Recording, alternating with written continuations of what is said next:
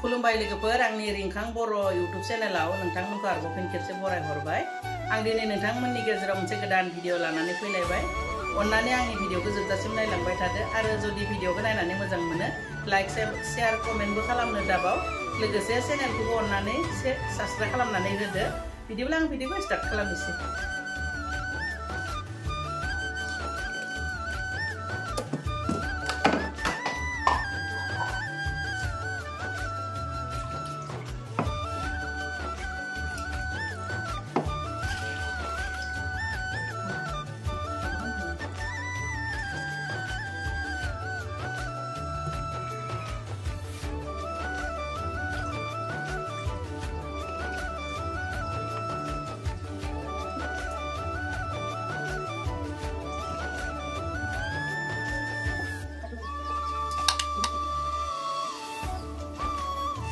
लोगोफोर नै दै दुंबुराव ORS खौ आङो लगायना लाबाय।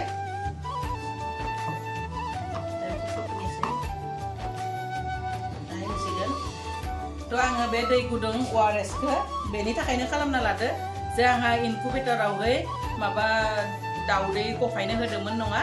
थ' बे दाउदैनिफ्राय दिनै दाउ ओंखारबाय। थ' ओंखारगासिनो दङ।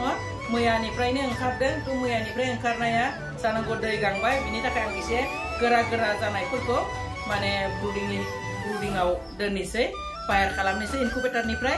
थ' नोंथांमोना नायलांबाय थादो। नै आं दैखौ रेडि खालामनानै लाखाबाय। बिसोर दै गांबायना। थ' दैखौ एसे दुंबुर खालामनानै आङो ORS खौ लागायनानै लाबाय। माने मिथाइनि दै आरो मिथाइजों लिबुजों मिक्स खालामनानै दै दुंबुराव होनानै मिथाइबो होजायो। नाथाय आंना ORS दङ नालाय बिनिखाय आङो ORS खौनो लागायनानै लाबाय। दायो आङो इनकुबेटरनिफ्राय दाउफोरखौ बरननोसै। लोगोफोर नै आंनिया दाउ फिसाया बेबायदि ओंखारबाय थादो दाउदैनिफ्राय। नै बेसोरो दा ओंखारदों। फुङाव ओंखारदों बे माबाया माबा माने 6टा। बिनिफ्राय नै एसे राफोर जानायफोरा बे सानिफ्राय नै बे सिंनि थोरोबाव आरामनो गावसोरनो फैनानै थाफैयो आरो नै लोगोफोर। फै बाहेराव फै।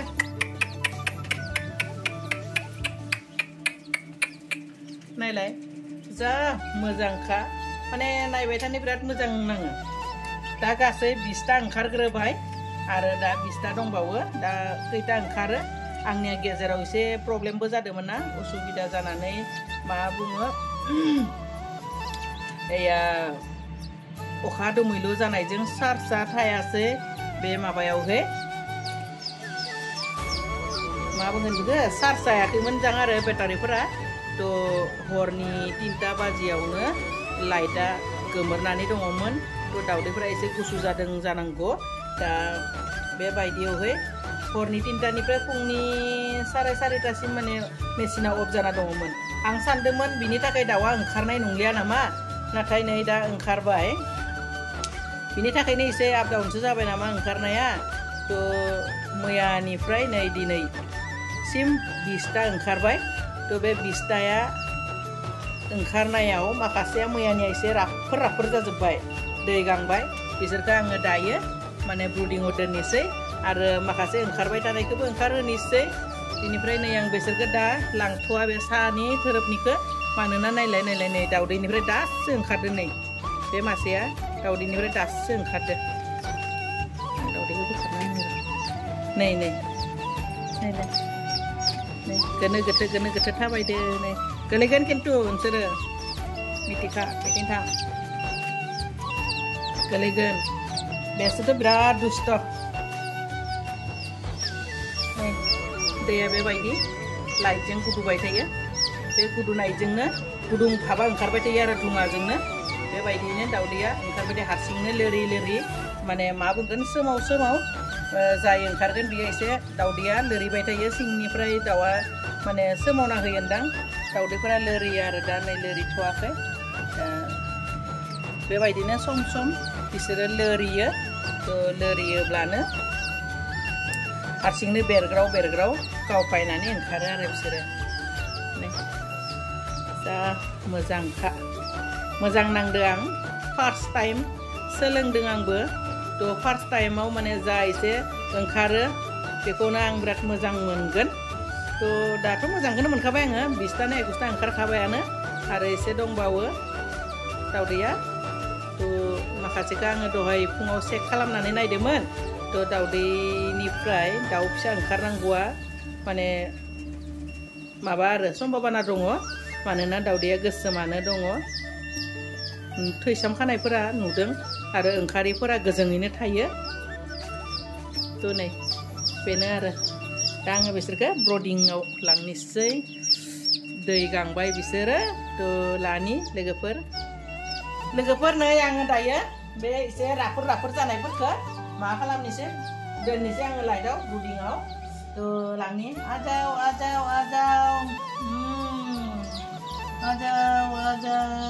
लाइट में पानी पीना है दाना खाना है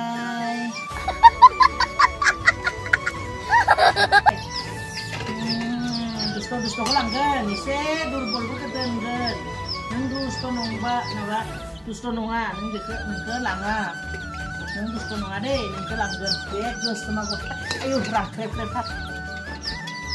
फाय आरो खना खनि थाखोमायो दुस्थ'फ्रा गैलाना नों मानिखौ दोनथ'नोसै आं आरो एसे राखांबाव होनबासो लांगोन आं नों दुस्थ' जाबाय नामा नोंबो बेयाव थांदो सेकेन्डफोरखौ थादो नोंबो बेयावनो थादो होनबा दुस्थ' नोंसोरबो था आरो नों दसे था ओइ मासेयालाय नै दासो ओंखारलायबाय मासे आं नायस'नासैनो ओइथिं मासे ओंखारदो दासो दावदैनिफ्राय ओंखारदो नै बिदि गालदाब जाना थायो आरो नै बेबायदि दुस्थ'फोरा बिसोर एसे दुरबलैनो दङ दा आं बिसोरखौ एसे बेयावनो राखांहोगोन मेचिनावनो ओमफ्राय बे मासेयाबो दानि ओंखारनाय ना दुरबल ओमफ्राय नै बे एसे 20 मिनिटसो जाबाय बेयो थ' आङो बिसोरखौ आधा घन्टाफोरनि उनाव ब्रुडिंआव दोनगोन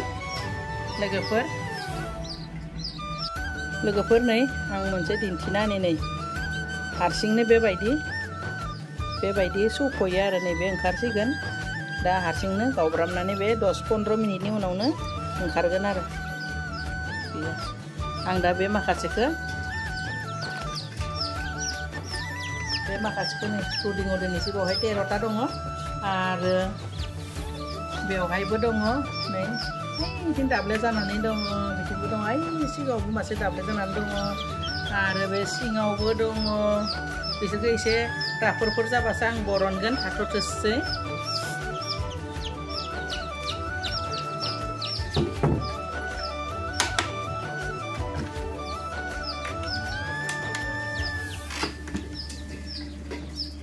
मेचिनखौ बन्द' खालामबाय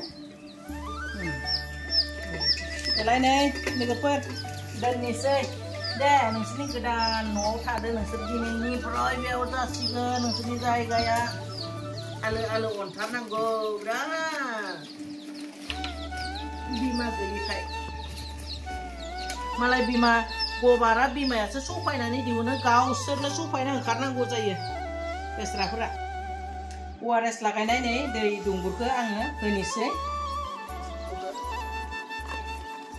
लाइट होना होबाय जेमान लाइट होयो गुदुं जायो माने दाउ फिसाया बिराद मोजां फ्र जायो लाइटखौ माने एसे बुरजाबाथ' मोनब्रै मोनबा होयोब्ला बिराद मोजां जायो आरो दाउ फिसाया माने जेबो उसुबिदा जाया बेमारबो जानाया चान्सआ थाखाया माने बिराद मोजां जायो माबा होयोब्ला लाइटखौ बुरजा होयोब्ला आं दा बेयाव एसेल' नालाय बेनिखाय आङो मोनसेखौनो होदो मानो उन्दुनो उल्टायना थाबाय दं बिदिबा नोंखौ आं सायाव लांफिनगोन खिन्थु दुरबल जाबा बेबायदि लाइट होना दोनोब्ला मोजां जायो आरो गोरलैनिफ्रायनो दै होनाय मा खालामनांगौ बिसोर दै गाङो नालाय दा आं बिसोरनो एसे माबा होना होनोसै दाना होना होनोसै दाउ फिसानि थाखाय नै बे प्रि स्टार्टारखौ नांगौ आङो दा स्टार्टारखौ होगासिनो दङ दा बे एकदम जिर'निफ्राय बे प्रि स्टार्टारखौ होगोन आरो एसे बे फिसा साइजनिखौ होगोन आंनिया गिदिरफोरा देरबायनो ना 24 दिन जाबाय दिनै थ' बिसोरनि थाखाय आङो स्टार्टारखौ होदो दा बेनिया नै फ्रि एकदम फिसानि थाखाय फ्रि स्टार्टारखौ एसे होना होनोसै सीमा करो खाओ और बात करो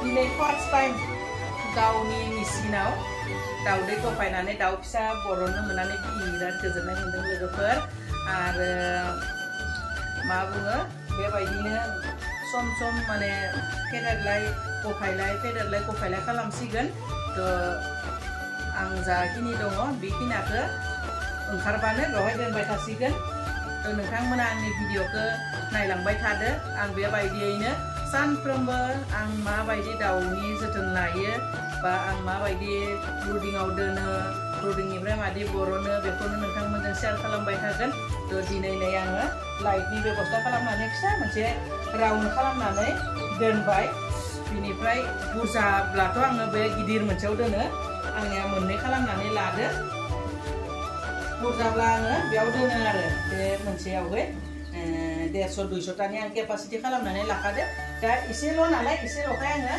न'नि गावनि मेसिनाव माने जायो जाया फार्स्ट मेसिन माने बहायनानै आङो स्टार्ट खालामनो होननानै 40ता दाउदै लाबोदोंमोन दा 21ता दाउदैया आंना अलरेडि दाउ फिसा ओंखारबायानो 19तायाबो नै मानै गफायना दोनगासिनो दङ थ' बेयो जानांगौ सानजौफुंनि 2तासो बाजियालागै गासैबो स्र' ओंखारजोबगोन थ' आं बेफोरखौबो दोनफैगोन आरो माखासेया एसे दुरबल दङ मेसिनावनो एसे गोरा जाथोसै होननानै आङो दोनबाय 8ताखौ बिनिफ्राय नै दा आं बेयाव माखासेखौ माने लाबोबाय थ' लोगोफोर बेखौनो नोंथांमोनजों शेयार खालामगोन होननानै आं भिडिअखौ बानायबाय थ' भिडिअखौ नायनानै जुदि मोजां मोनदोंब्ला आरोबाव खनसे बुंबावदों लाइक शेयार कमेन्ट खालामनो दाबाव लोगोसे अननानै एसे खस्थ' खालामनानै आङो मा बुङो आंनि चेनेलखौ साबस्क्राइब खालामनानै होदो नायनाल' थानो नाङा थ' बयबो मोजाङै थादो आंबो मोजाङैनो थागोन आरो बेबायदिनो भिडिअ लाबोबाय थागोन नोंथांमोननि गेजेराव थ' दिनै बेखिनियावनो दोननोसै बाय बाय